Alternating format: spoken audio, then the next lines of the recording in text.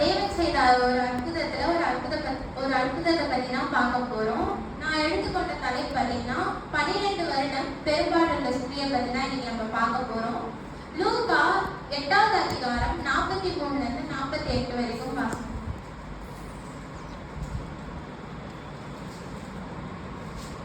அப்பொழுது 12 வருஷமாய் பெரும்பாலுள்ளதாய் இருந்து தன் ஆஸ்திகளை எல்லாம் வைத்தியர்களுக்கு செலவழித்தும் ஒருவனாலும் சுஸ்தமாக்கப்படாதிருந்த ஒரு ஸ்திரீ அவருக்கு பின்னாக வந்து அவருடைய வஸ்திரத்தின் ஓரத்தை தொட்டால் உடனே அவளுடைய பெரும்பாடு நின்று போயிற்று. அப்பொழுது இயேசு என்னை தொட்டது யார் என்று கேட்டார். எங்களுக்கு தெரியாது என்று எல்லாரும் சொன்னபோது பேதுருவோ அவனுடனே கூட இருந்தவர்களும், ஐயரே, திரளான ஜனங்கள் உம்மை சூழ்ந்து நெருக்கிக் கொண்டிருக்கிறார்களே, என்னை தொட்டது யார் என்று எப்படி கேட்கிறீர் என்றார்கள். அதற்கு இயேசு, என்னிலிருந்து வல்லமை புறப்பட்டதை அறிந்திருக்கிறேன், ஆதலால் ஒருவர் என்னை தொட்டது உண்டு என்றார். அப்பொழுது அந்த ஸ்திரீ தான் மறைந்திருக்கவில்லை என்று கண்டு நடுங்கி வந்து அவர் முன்பாக விழுந்து தான் அவரை தொட்ட காரணத்தையும் உடனே தான் சொஸ்தமானதையும் எல்லா ஜனங்களுக்கும் முன்பாக அவருக்கு அறிவித்தாள். அவர் அவளை பார்த்து, மகளே, திடன்கொள், உன் விசுவாசம் உன்னை ரட்சித்தது, சமாதானத்தோட போ என்றார். இங்க பாத்தீங்கன்னா அந்த ஸ்திரீயோட பேர் குறிப்பிடல. அவங்க பாத்தீங்கன்னா பெரும்பாலுள்ள ஸ்திரீ மட்டும்தான் குறிப்பிட்டிருக்கே தவிர அவர்களோட பேர் குறிப்பிடல. அந்த அளவுக்கு தேவன் செய்த ஒரு அற்புதம். இந்த பெரும்பாலுள்ள ஸ்திரீ பாத்தீங்கன்னா கிட்டத்தட்ட 12 வருடமா பெரும்பாலுன்னு ஒரு வியாதியோட இருக்கா. ரொம்ப கஷ்டத்தோட இருக்கா. அவ பாத்தீங்கன்னா தன்கிட்ட இருக்க சொத்து நகை எல்லாத்தையும் வித்தா வைத்தியம் பாக்குறான். ஆனாலும் பாத்தீங்கன்னா அந்த ஒரு பிரச்சனை அவளுக்கு தீரவே இல்லை. பாத்தீங்கன்னா ஒரு நாள் ஊர் முழுக்க தெரிய வருது, மெசையா வர போறாரு, இயேசு கிறிஸ்து வர போறாருன்னு சொல்லிட்டு. அப்ப அந்த விஷயம் அந்த ஸ்திரீக்கும் தெரிய வருது. அவ பாத்தீங்கன்னா ரொம்ப சந்தோஷமாவரா. ஏன்னா அவ ரொம்ப கஷ்டப்படுறா. அந்த 12 வருஷமா அந்த ஸ்திரீக்குள்ள ஒரு சந்தோஷம் இல்லை, கவலை, கஷ்டம் அப்படிலாம் இருந்துச்சு. அங்க பாத்தீங்கன்னா ஒரு வராயா, ஒரு சுத்தி கூட்டமா இருக்கு. அவன் என்ன பண்றதுன்னே தெரியல. அவருடைய வஸ்திரத்தை தொடணும் அப்படின்னு அவன் நினைக்கிறா. எப்படியாச்சும் அவருடைய வஸ்திரத்தை தொட்ட மாட்டோமோ அப்படின்னு ஒரு விசுவாசத்தோட அவ போறா.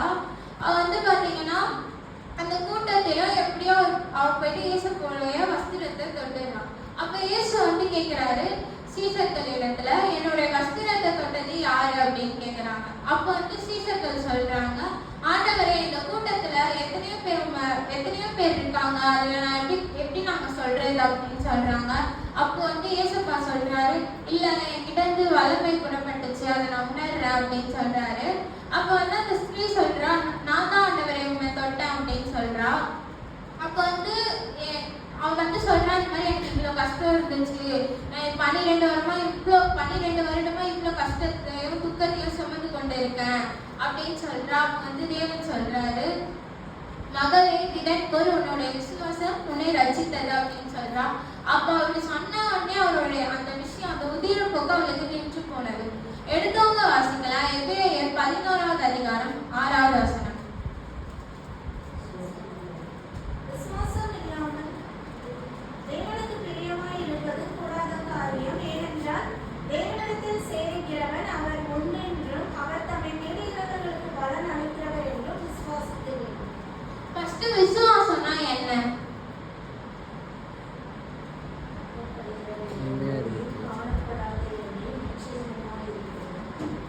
விசுவாசம்னா பாத்தீங்கன்னா நம்பிக்கை தான். நம்ம தேவனிடத்துல கண்டிப்பா அந்த விசுவாசம் இல்லாம கண்டிப்பா நம்மளால பிரியமா இருக்க முடியாது.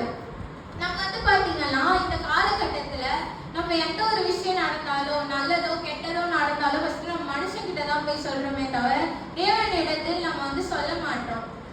ஒரு மனுஷங்கிட்ட போனா இப்ப எப்படின்னா வாலிபர்கள், அநேக வாலிபர்கள் நான் கேட்டிருக்கேன், கூட சுத்துறவங்களா இப்ப யாரா இருந்தாலும் என்ன சொல்றாங்கன்னா, எனக்கு ஒரு கஷ்டம், அதனால நான் உங்ககிட்ட சொல்றேன், எனக்கு ஒரு கஷ்டம் அப்படின்றாங்க. ஆனா அநேகருக்கு தெரியல, நம்ம நான் சுவாசிக்கும் மனிதர்களை நம்ப கூடாது. நம்ம ஜீவன் கொடுத்த தேவனை தான் நம்பணுமே தவிர அவர் கொடுத்த சுவாசம் உள்ள மனுஷனை எப்பவுமே நம்ம நம்ப கூடாது. இப்படி பாத்தீங்கன்னா அவருக்குள்ள நிறைய வேதனை, நிறைய கஷ்டம் அவ படுறா. மன ரீதியா உடல் ரீதியா அவ ரொம்ப கஷ்டப்படுறா. நம்மளும் வந்து விசுவாசம் அப்படின்னா நம்மளும் வந்து அற்புதங்களையும் அதிசயங்களையும் காணலாம். நம்மளுக்கு தேவன் கண்டிப்பா செய்வாரு. கர்த்தர் சொல்லுகிறார், விசுவாசம் இல்லாமல் தேவனுக்கு பிரியமாய் இருப்பது என்னைக்கும் வந்து கூடாத காரியம். நம்ம விசுவாசத்தோடு தேவனை தேடணும். நம்ம கிட்ட விசுவாசம் இருக்கிறதுனால தேவன் இருக்காரு, அவரு இன்னமும் வந்து ஜீவித்துட்டு இருக்காரு நம்ம நம்புறோம். விசுவாசம் இல்லாதவங்க கிட்ட போய் கேட்டா கண்டிப்பா வந்து கடவுளே இல்ல அப்படின்னு தான் சொல்லுவாங்க. ஆனா வந்து நம்மளுக்கு வந்து விசுவாசம் இருக்கிறதுனால நம்ம வந்து தேவனை தேடுறோம். ஒரு சின்ன விஷயம் நடந்தா கூட நம்ம தேவன் இடத்துல போய் சொல்றோம். வேதம் சொல்லுகிறது, அவர் தம்மை தேடுகிறவர்களுக்கு பலன் அளிக்கிறார். யார் விசுவாசத்தோடு கர்த்தரை தேடுகிறார்களோ அவங்களுக்கு வந்து அவரால் மட்டும்தான் வந்து சந்தோஷத்தை, சமாதானத்தை எல்லாமே தர முடியும். ஒரு மனுஷர்களால எந்த ஒரு சந்தோஷத்தையும் சமாதானத்தையும் தர முடியாது. ஆனா தேவனால் மாத்திரமே ஒரு சந்தோஷத்தை, சமாதானத்தை, நீங்க என்ன பிரச்சனையா இருந்தாலும் விசுவாசத்தோடு ஜெபம் பண்ணும்போது நிச்சயமா அந்த காரியம் வந்து நேர்த்தியா முடியும். எடுத்தவங்க வாசிக்கலாம். மத்தேயு 9வது அதிகாரம் 20வது வசனம்.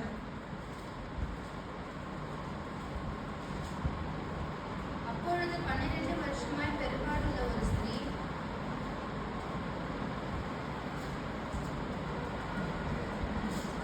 நான் அவருடைய வஸ்திரத்தை ஆகிலும் தொட்டால் சொஸ்தமாவேன் என்று தன் உள்ளத்தில் எண்ணிக்கொண்டு அவர் பின்னாலே வந்து அவருடைய வஸ்திரத்தின் ஓரத்தை தொட்டாள்.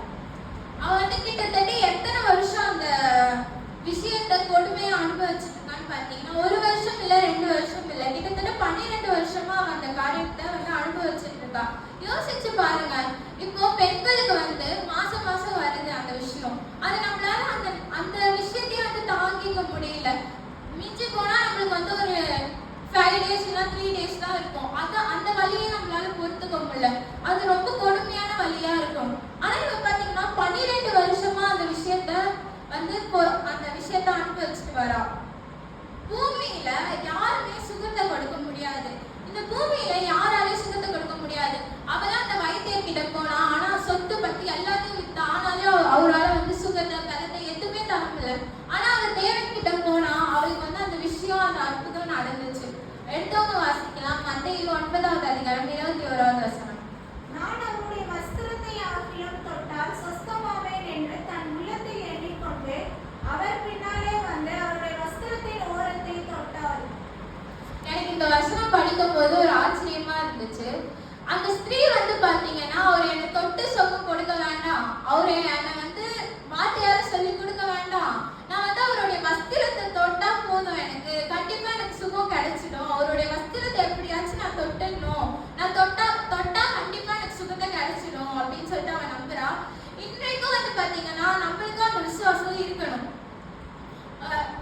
கர்த்தர் பெரியவரா இருக்கிறார். அவன் நினைக்கிறான் கர்த்தர் வந்து பெரியவரா இருக்கிறார், என் ஆண்டவராக இயேசுவால் முடியாத காரியம் ஒன்றுமே இல்லை. இன்னைக்கு வந்து பாத்தீங்கன்னா ஒரு சின்ன விஷயம் நடந்தா கூட என்ன நிறைய பேர் நினைக்கிறோம்னா, கடவுள் இல்லை, கடவுள் கண்ணே இல்லையா அப்படின்னு தான் நினைக்கிறோம்.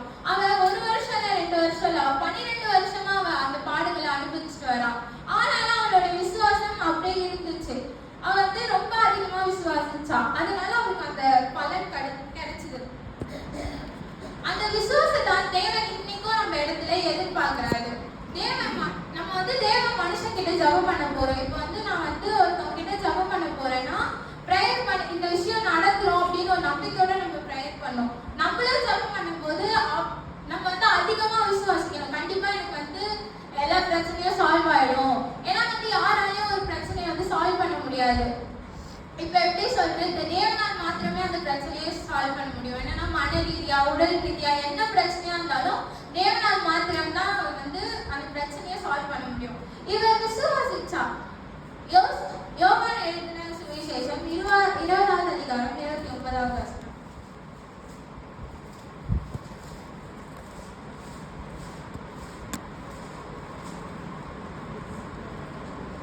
அதற்கு இயேசு,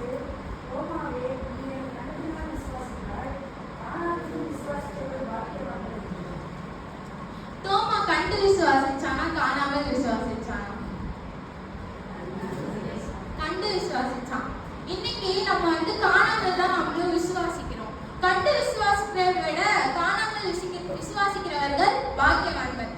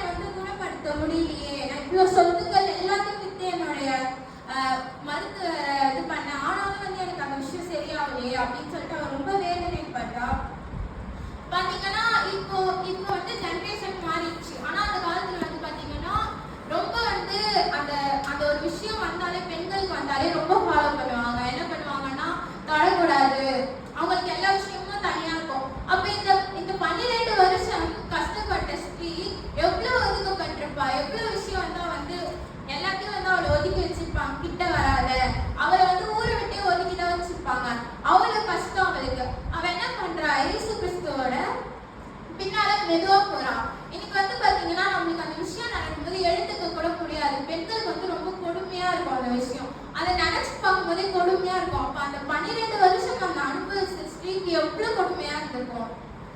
அவ வந்து பாத்தீங்கன்னா மெதுவா போய் தொடுறான்.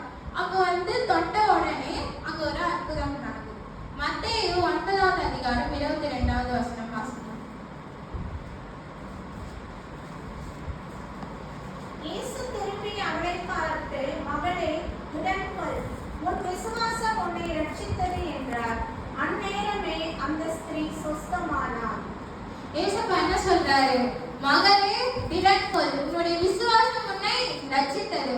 எந்த ஒரு சகோதரன் சகோதரியோ தேவனிடத்தில் விசுவாசத்தோடு வராங்களோ அவங்களுக்கு கண்டிப்பா தேவனால் மாத்திரமே விடுதலை தர முடியும். உடல் ரீதியா இருந்தாலும் சரி, மன ரீதியா இருந்தாலும் சரி, தேவனால் மாத்திரமே அது கண்டிப்பா வந்து நடக்கும்.